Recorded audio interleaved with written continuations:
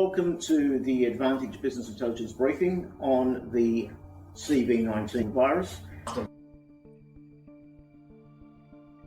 Half of this madness. What will our self-determination look like after the suicide of our society, economy and liberty? And experiencing a monumental shift in the society and economic order of the world that is unprecedented. Such huge sums of money, huge amount of debt being incurred and thrown into this panic-fueled hysteria where we have committed economic suicide. Unprecedented authoritarianism, overnight communism, closing businesses, restricting individual freedoms and quashing society. Why are we doing all this? A so-called virus that is minimal relative to world history, whether compared against the plague of Justinian or the Spanish flu, or is there more to it? Is it an opportunity, an excuse for another agenda to come into play? Is there an inherent bankruptcy in our financial system that we are hiding?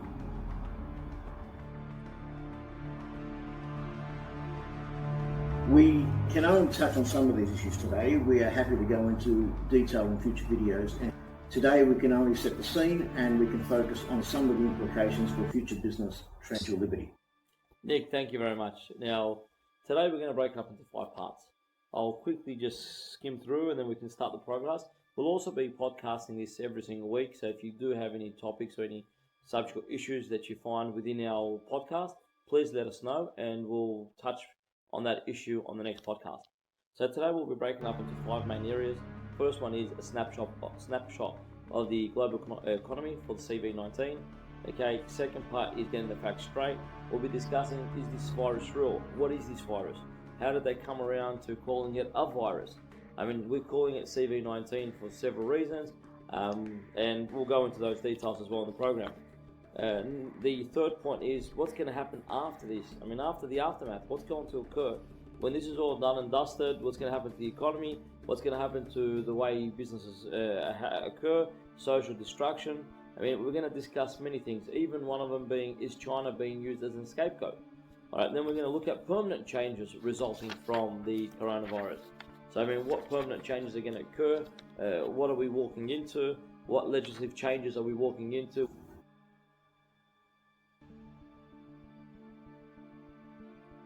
Have a brief look at where the world was when this CV-19 came to play. We had historical, unprecedented levels of debt across the world. Now, governments have reached historical highs of 180% of GDP in debt. Large corporations, especially listed ones, fueled with debts, cheap interest-related debts, had gone into share buybacks, buying their own shares, artificially inflating their value of their listed companies. But individuals were saddled with debts, school, car, and living paycheck to paycheck. The global financial crisis gave rise to a solution, which was bailouts and printing more money, and that turned the economy into a bubble ready to burst. But what's interesting is the money didn't go everywhere. It went to a few, and there has been this disconnection between the elite, the value of the elite and the underlying value of the economy. Australia played its share in this game. We didn't learn the lessons of the 2008 derivatives madness. Instead, we stepped it up.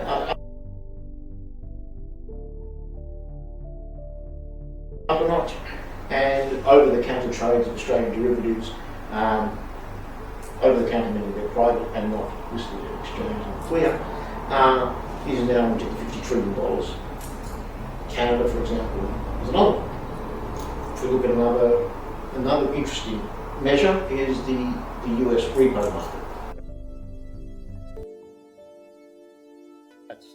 That's the market, what's called the repurchase agreement, where large banks finance the rest of the other banks, as well as large corporates, overnight to provide necessary liquidity. Now, when you say necessary liquidity, that means the banks have to meet a certain target of money that has to be in their reserves. So if they don't have them, much more desperate. Companies need to make, the large corporates need to make cash commitments and need money overnight to make those commitments. Now, that's usually $1 to $2 trillion a day. Yeah. And what they do is, rather than calling it debt or collateralized loan, which it is, they call it a repurchase agreement, because what happens is the large corporates give government securities to the banks and then repurchase the next day for about a percent. So 1% is the lending rate, very broadly speaking. But in September 2019, it shot up from 1 to 10%, yeah. which is why banks were getting desperate. The large banks, are getting tightened the credit. The same sort of tightening that we saw in the 2009 crisis. So, and there are some systemic problems in the financial economy that are starting to become obvious. Now, the other feature is the rich and poor divide. The elites. It's just getting worse. Yeah, the Amazons, the Googles, doing well. The rest of the world, not so much. So this historical separation between the elites and the rest of the world. The financial system was juggling to stay afloat. For example, Deutsche Bank is one of the world's biggest banks that's on the Well, that's. I mean, for the last 5 years, I've been hearing that they're on the verge of collapse. Yeah.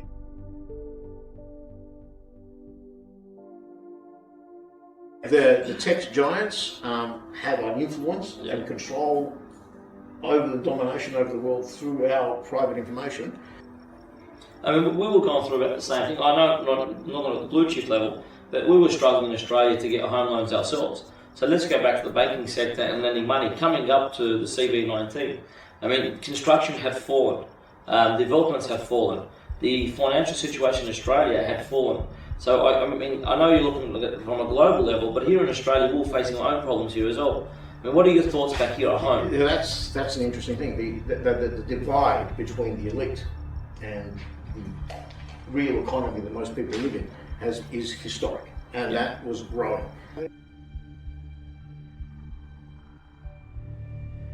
Area, US playing out.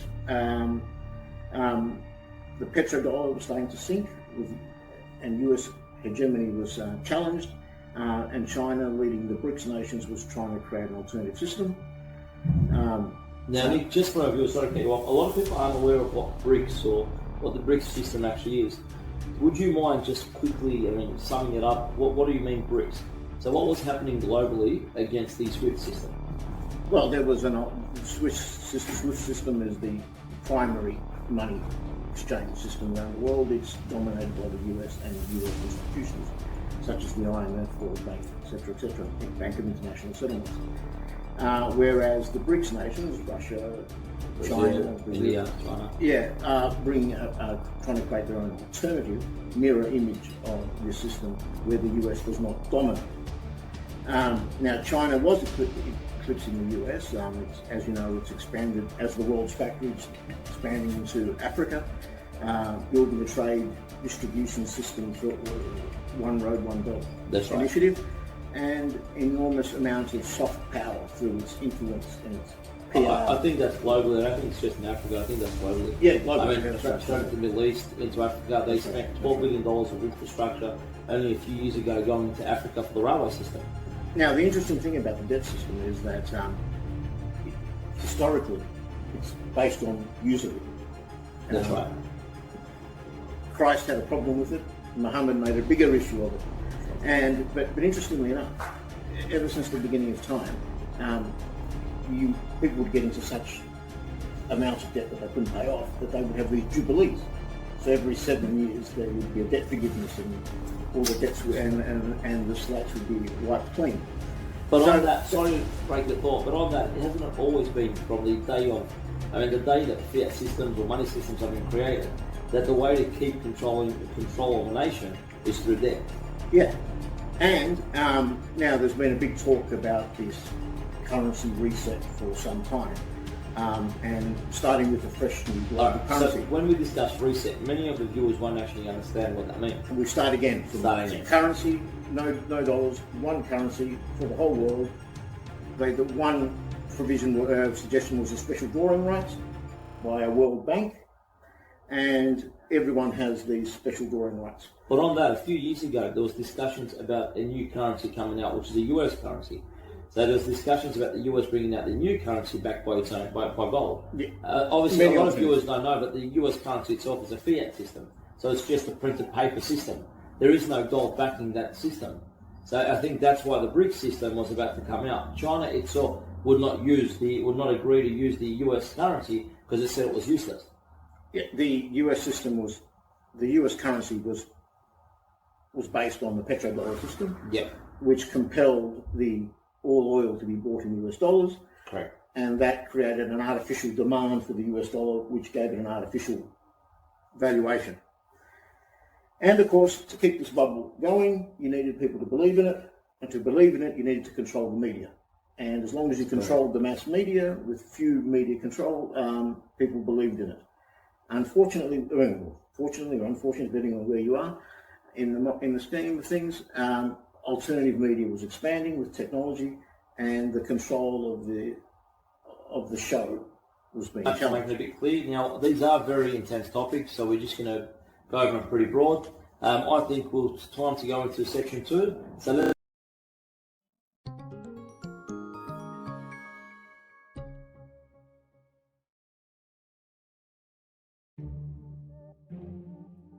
Okay, so now we turn our minds to December 2019, January this year. And it's important to understand how this thing goes. You have 198 people who were associated with the blue line and red lines who become ill. Now, the medicos there, they couldn't get them to respond to antibiotics, so they decided it's not a bacterial infection. And then somebody jumped to the conclusion that it's a virus. So originally, when they first tested for this, they had no idea what it was. No, other than there was obviously respiratory illness. That's right. And they they wouldn't respond to the antibiotics. So they took only 7. They took only 7 patients and took a sample of the lung fluid. And they did not separate a virus. Instead, they identified a genetic material and identified a particular genetic sequence. And there is always genetic sequence floating around in the body. That's correct. And even the coronavirus, even corona, that's been around for a very long time. I know we're talking about the CV19 strain, but corona itself has been for a very long time. Yeah. And many people in their body, it's actually dormant in many people. Yeah, it's part of the evolution of humanity. Now, then they sought to create a diagnostic test for that sequence, for that genetic sequence. Not for the virus itself, but for the RNA genetic material. Now, we don't know what the source of the genetic material is. Now, that genetic sequence answers 20 or 30 different types of causes and diseases, flus and of various sorts, including lung cancer. But the virus itself was never what they call purified. Now, one paper that tried to estimate how successful this diagnostic test is concluded that it was an 80% false positive response. Okay, so what do you mean by false positive? It will come up as showing that you test positive to that genetic sequence, which could be one of 20 to 30. Understood. Yeah. The other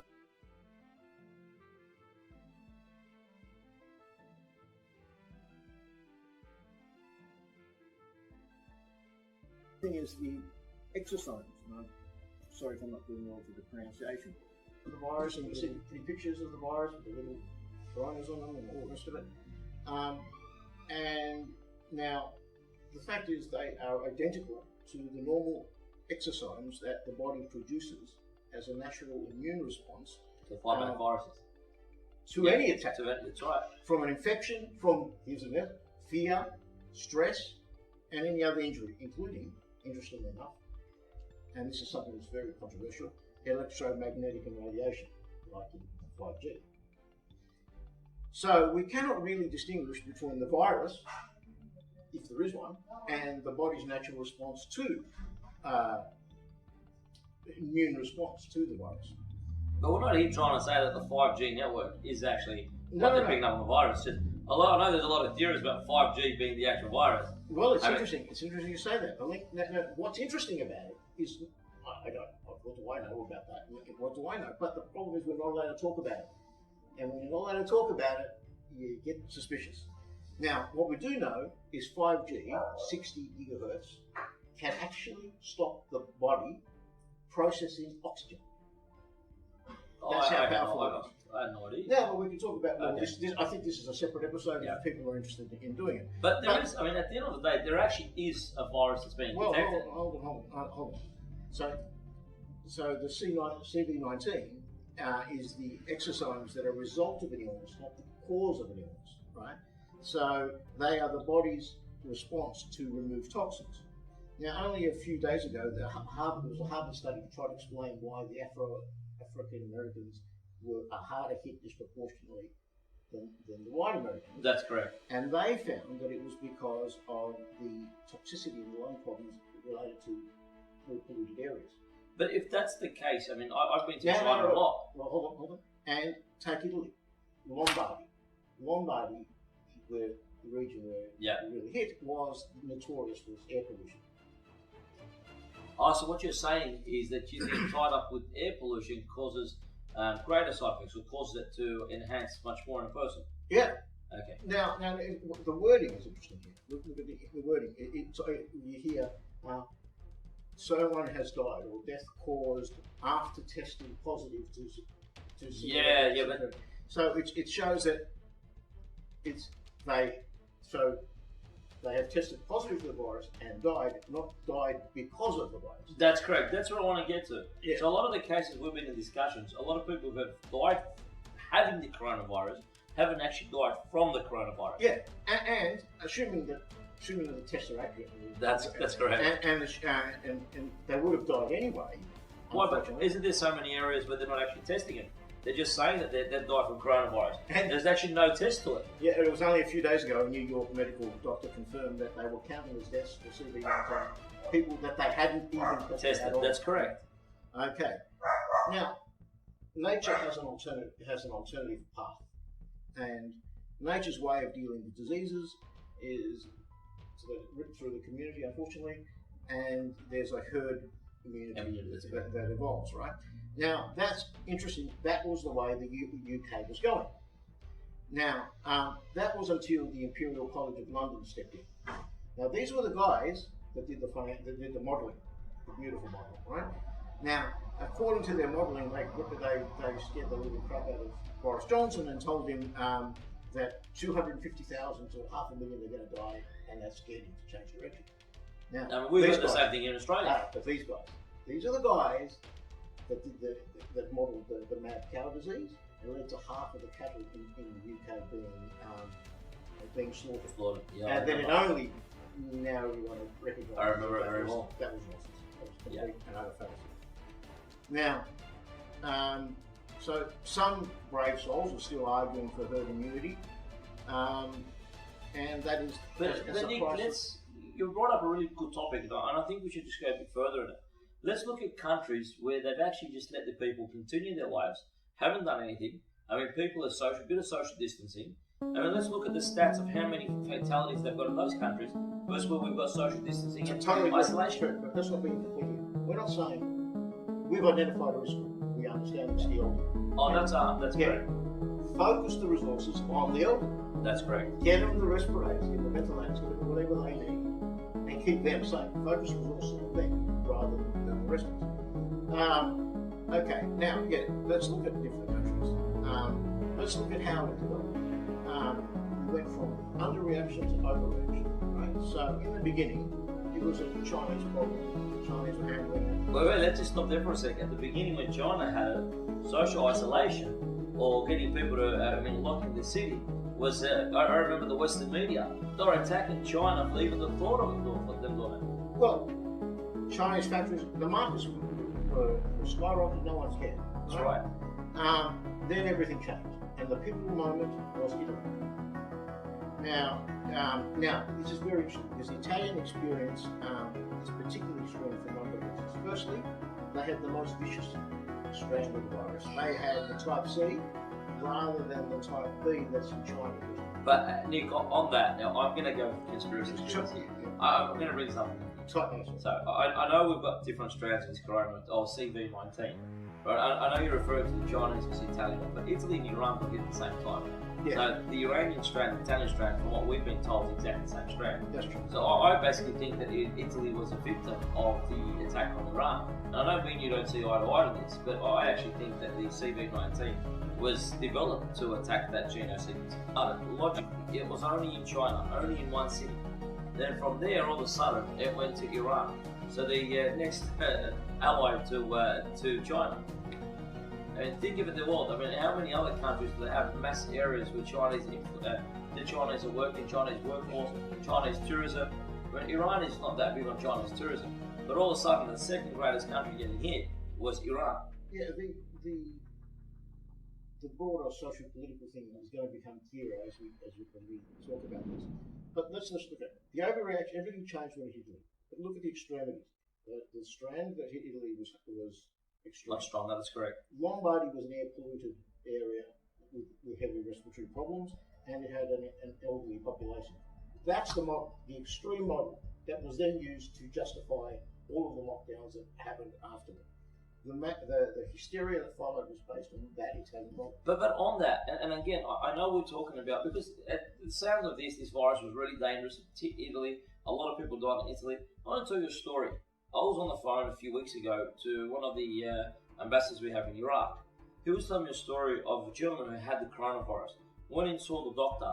The doctor, as soon as they did the testing and he found that they had the CV19, before he reached the emergency care unit, he had a heart attack and died. The fear of the virus killed him. Yes. He didn't die from the virus. CV19 didn't kill him. The fear of the virus before he reached the emergency ward killed him. Yeah, that was our discussion that we had about the exercise. That's the fear and anxiety creates. That's correct. Creates. Well, think about it in terms of cancer, treatment of cancer.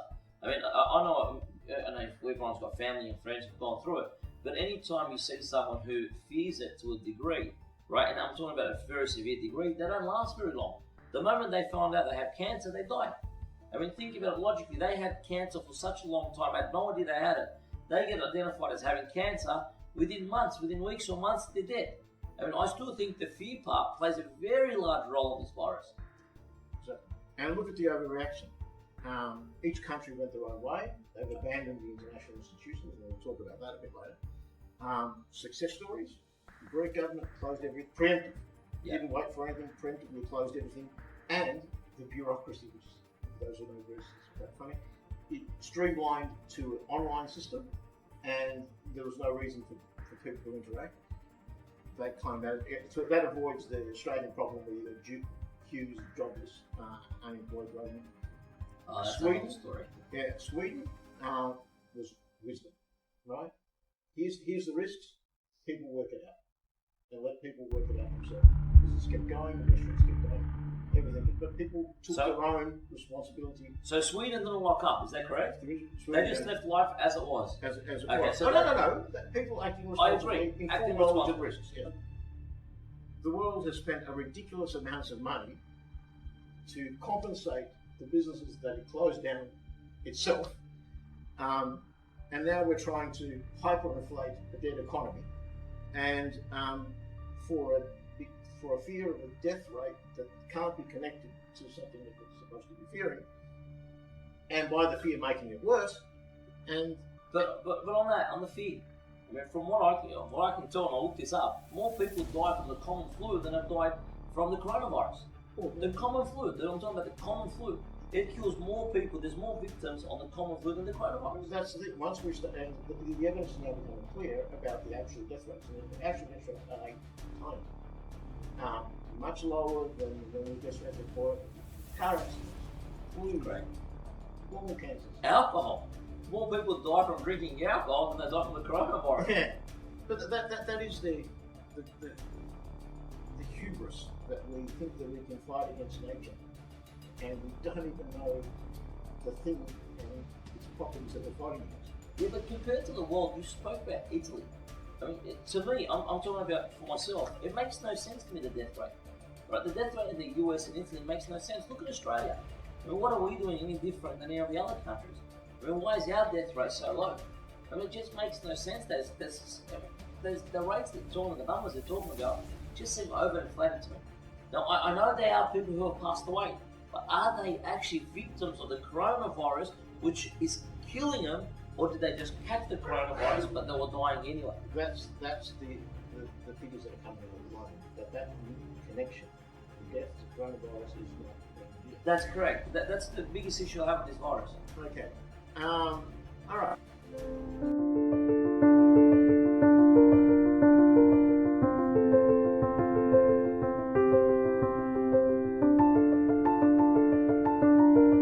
Now, let's look at the stock market. Will it bounce back?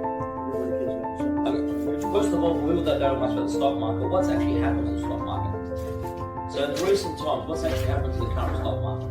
Yeah, the stock market has been booming since the 2009 crisis, largely fueled by government bailouts to large companies with low interest rates and money printing. Right. Companies have taken the low money and done stock buybacks, buying back their own shares, increasing the value of the shares artificially. And that's what we said in the beginning. There's just no connection between the stock market and the underlying reality. Then the ownership is contracted to the very elite. So it's got very little to do with. But isn't it the case in any? So let's just go back in history. Anytime there is an issue like this, anytime there is a crisis, isn't it true that most of the money that comes into the countries, or most of the money that's pushed into the economy, does go to the elite anyway?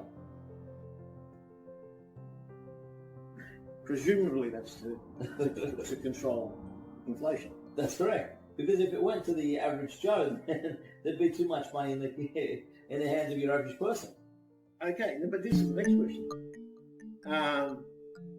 What are people going to do with all the corona cash that's flying around? Okay.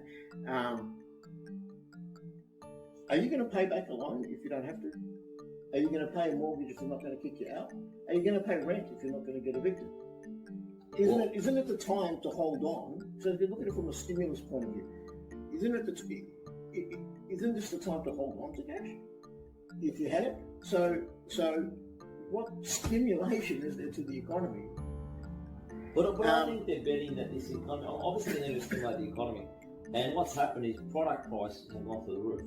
I mean, just go into Coles, go into Woolies, go into any supermarket. It's a great mystery. No one speaks about that, do they? No, the price, the overinflation, everything. Yeah. I mean, for some reason, even our petrol prices at the pump, until a couple of days ago, we were still paying over $1 on most retail, most pumps. Yeah, and what I was saying in introduction was that a lot of businesses were quasi-bankrupt and had a whole lot of problems, and now get to sweep it all under the rug and blame it on the coronavirus. Look around the world. Okay, African countries will borrow from China to build ports and facilities. How are they going to pay back? Yeah, but we both know that when large corporations that are leveraged to the share buybacks now have that debt they've used. How are they going to pay it back? Most international debts denominated in US dollars, US dollar has gone through the roof, and their debt has increased. Now that's another topic. How the hell can a fiat system continue to increase while other economies are collapsing? That just makes no sense to me. If there's ever a time for global It makes no sense to me. If there's ever a time in global currency reset, this It is. it. And it seems inevitable. We'll come back to this when we talk about the scapegoats. But let's go back to, I know you said a few things, just to make it clear. I mean, there's a lot of businesses which are really affected, and that's because of the closures. That's because of the actions the government has decided to take in terms of closing up a lot of different trades. So there is a large part of society which is getting economically impacted by what's going on. Right? I mean, just look at one of my businesses. I mean, I've got a couple of businesses and they're doing very bad at the moment. I mean, I've never seen such bad times in my life. I've never seen anyone. People are so scared. They're scared to leave their house. The only time they're leaving the house is to do basic necessity shopping and going back home. And that's the fear game. That's the game that I see that's happening everywhere around the world. They're trying to control people by fear. Well, now, so what happens when the hangover kicks in and the madness is finished? What is the world going to look like? We had the 2008-2009 financial crisis, and there was a great heist. Take from the middle class and give to the elite. And now we've got now whoever has cash, whoever gets bailouts, whoever gets the cash, is going to have ridiculously cheap businesses, property. What middle class? Sorry to cut you off. You've got the lower class, the middle lower class in Australia, who've got no income at all at the moment. You've got businesses about to go bankrupt. You've got a whole social class that's losing everything they own. I mean, what's going to happen in terms of everyone? When it restarts, what's going to happen to them? I mean, if you've already lost, take any of these businesses that have been closed up, how are they going to survive? How are they going to bounce back from it? Unless there's such a large influx of money in the average person's hand, how is the economy going to bounce back from this? Well, let's talk about that. Start from the macro level and go down to the individual level. International institutions versus nationalism. Okay, the World Health Organization, it will be a tombstone for international institutions. It proved itself incompetent at best, or a perpetrator of damage at worst. Tedros comes across as the clown that he is, and his number two, Bruce Awald, you can't even excuse him for being incompetent. There's something much more sinister going on there. The EU showed itself to be ineffectual. Here's Italy, begging for help with its 27 European that was a disgrace. Who turned their backs on it. That was a disgrace. I can't believe it. So countries were independently responded individually. I mean, China came to the rescue of Italy. China, the EU left it to go. I mean, the EU didn't care. They just walked away. The US just walked away. No one was there to actually help out Italy. It took China to step in and help Italy and Iran. Okay, so here we are trying to hyperinflate a dead economy. Yeah. And when that doesn't work, what are the Western countries going to do with this devastating debt? Are they going to admit failure, like the mad cow disease thing? When it becomes obvious that this is just madness, what happens? Well, the easiest thing to do is to blame China. Let's argue that China delayed, underestimated the problem, and because of the delay, it prevented the Western countries from taking the steps they inevitably took. But they would have taken it early. But that's suggesting that the first case of corona, or CV-19, was actually in China and not in the US. Well, I'm telling you again, I'm going to walk into a lot of things. I know it's theories, but that's suggesting that it was the first cases were actually in China. I mean, a lot of the intel that's coming through from around the world is the first cases were not in China. Well, when you look at the fact that we don't actually know what the virus is. That's correct. It's the genetic material that's been in our bodies. That connection is similar. Now, interesting thing is a number of lawsuits that started up. No lawyers wanting to make a name for themselves, but to hold China responsible. Of course, anyway. Well, Trump caught it the Chinese virus. Come on. If Trump be caught at the Chinese virus. So trying to sue China in a US court, for example, I mean, it's not going to work. There's a doctrine of sovereign immunity. But other people are saying, well, you can't sue them, but you can seize their assets.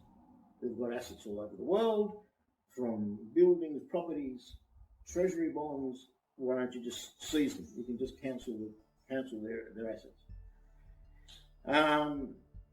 Now, and some people have been saying, well, you hold them responsible for a modern version of the Nuremberg type crimes against humanity. Now, Australia's response is to consider Chinese investment in Australia as a national security issue, so that it's reviewed by the... Yeah, but wasn't that occurring anyway prior? I mean, how much pressure? There was a lot of pressure coming from the US for Australia to shift away from the Chinese. I mean, think about it. China withdrew a lot of its money out of Australia years ago. Right, there was an issue. I mean, look at, I think it was a port, Darwin, was it Port of Darwin? I can't remember. Yeah. I mean, look at a lot of cases. The Chinese, I mean, have been pulling their money out of Australia. Australian farms. That's right. Yeah, well, as we're saying, there's a groundswell, and this is now I'm saying scapegoating China. So, okay. What's Japan's response? Japan's response is very interesting. They set up a fund, $2.2 billion, for Japanese companies to leave China and go back to Japan. So these are these free money to come back to Japan. Then they set up a $1.2 billion fund for, well, if you can't come back to Japan, as long as you go anywhere else. Money. Now, Scapegoating China is a big mistake if we need to recover, if we're hoping to recover from this mess, right?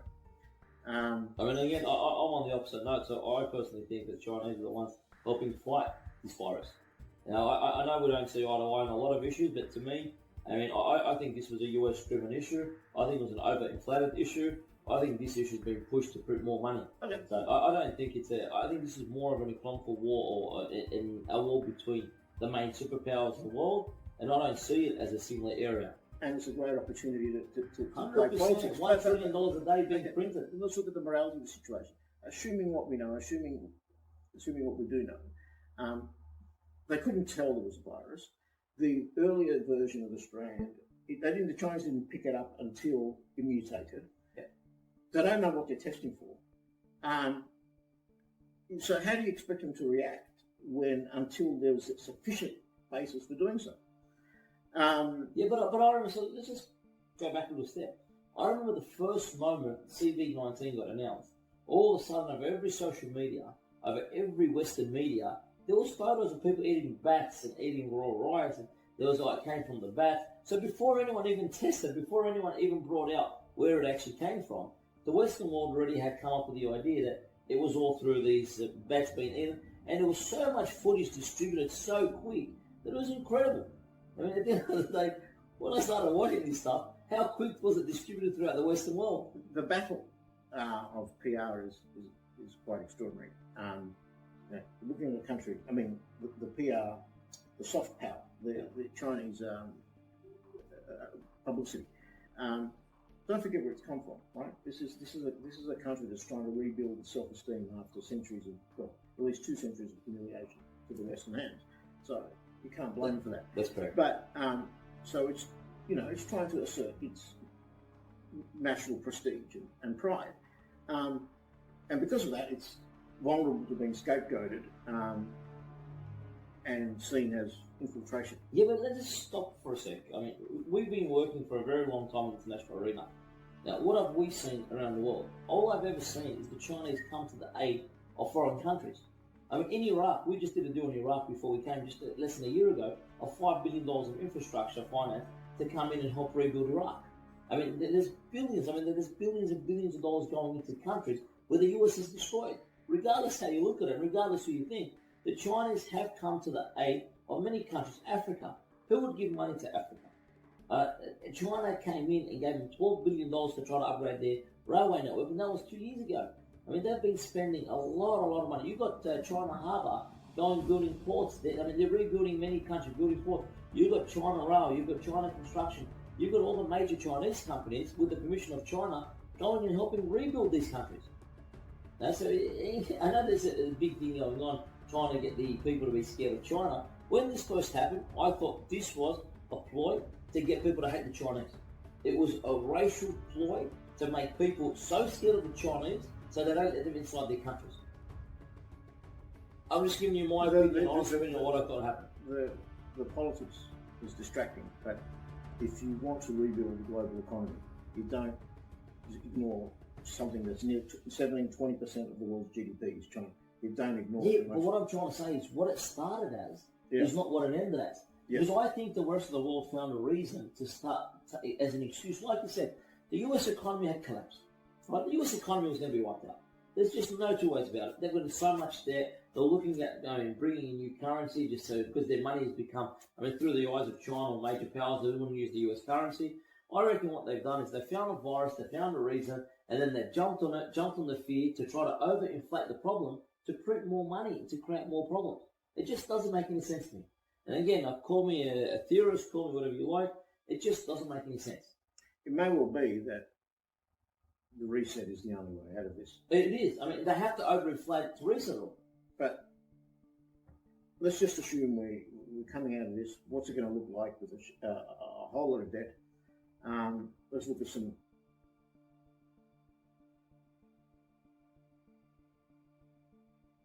main themes. The traditional institutions, right? Trust in government, politicians probably is taking a beating, will end up taking a beating. Technocracy, that was a thing in the 1930s, based on the idea that experts know what to do. best. It was very popular in the 30s, but then was viewed as a bit of a form of communism, so they didn't like it. You see the government now using the medical advice, right? The medical advice is, handing it over to experts. But is it experts? Is it experts in managing an economy? Is it just, you're not talking about a diagnosis of a particular patient, you're talking about running an economy. Who has expertise? That's correct. But anyway, so unfortunately, technocracy will continue. Now, the respect that we have for the funny money of the fiat financial system will be damaged.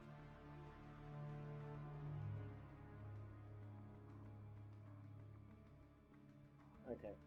So let's go back to funny money. The thing is that the respect that the world has for the funny money of the financial system now will be damaged, right? Now, we have done a lot of work on new economy-based crypto equity, blockchain, currencies, and platforms, trading platforms. So for most of the viewers, what we've been working on for a while is a non-usury system. So we've been creating a blockchain. It's based on blockchain technology, and Nick, please amend it or just stop me from saying anything wrong. But we've been focused on creating a new financial system based on non-usury banking system. Technology's out there. Technology, It's not ours, but we've been working on it.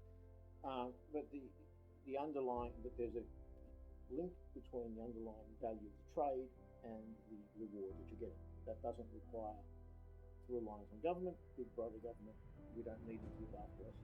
And what I think is going to happen is people are going to realise that if they're going to make it, they're going to determine their own future, that they're going to focus on. So are you talking about, just the viewers know, are we relating it to Bitcoin? Are we relating it to what are you? Yeah, these are the primitive first generation. So cryptocurrency platform. Yeah, they're the first generation. We're now talking. We're talking about second, much more third, advanced. fourth That's right. Generations now. Just so it's clear to the viewers. Yeah, any agreement. Yeah. We have a trading agreement. It's going to be in a smart contract. These are the terms. You can't change them. I can't change them. The transactions happen on an international basis. It doesn't matter whether you're the Sultan of Brunei and I'm a peasant woman in the middle of Africa. We trade on the same level. Understood. And now this is where the world will resurrect its economy. Well, eventually it has to. Eventually the systems will have to go back to tech-based platform. This is a complex discussion. Yeah. Can't really cover it now. That's correct. Just introduce it. If people are interested, we can do it as a separate topic of discussion. Now, the other thing is, like, you're asking what people are going to do with that. The area that I think is going to be happening a lot more is strategic cooperation. People working together. First, we've got the communication. The super rooms and those people are working from home. Well, that's going to be more frequent. I think jobs, as we understood them, won't exist in the future. The idea of the social contract where you work for an employer who's going to look after you, provide you superannuation, pensions, those days, I think, are a mythology. They're going to be thing of history. So what we're going to see is a lot of individual small businesses developing and linking up in strategic alliances. It's the way we operate, I think. And by combining properly with good infrastructure, with good intelligence, a combination of strategic networks can act like a large corporation. And the examples that maybe people would want to talk about are the ones that we can give them now with our property development and our managed trade program. I mean, let's go on that. We're just discussing future. I know we're going now from CV19 to future money and how it's going to trade. I mean, I'm a firm believer that the best way to always invest, especially times like this, is land, right? I mean, just take a look at land value. Land value has now depreciated in Australia.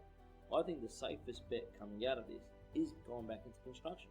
I mean, the construction field is the only field that I look at that will bounce back very quick after CV19. Yeah, absolutely, and it has to. 100%. Even the government now.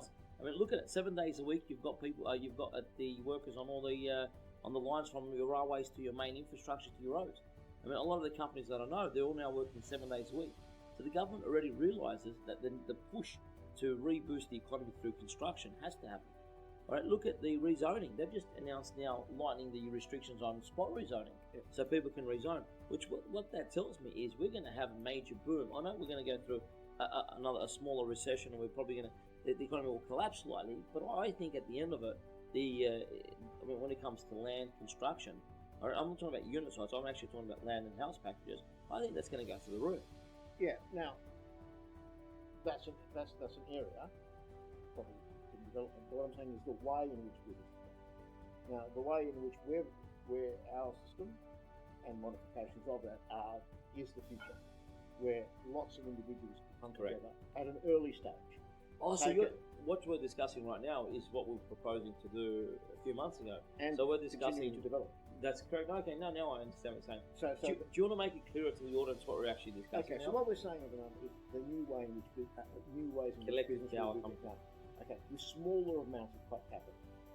A number of individuals come together with us and become developers as part of a broader network. So they are becoming their own business. They're becoming developers, but they're becoming it within an umbrella of a broader network.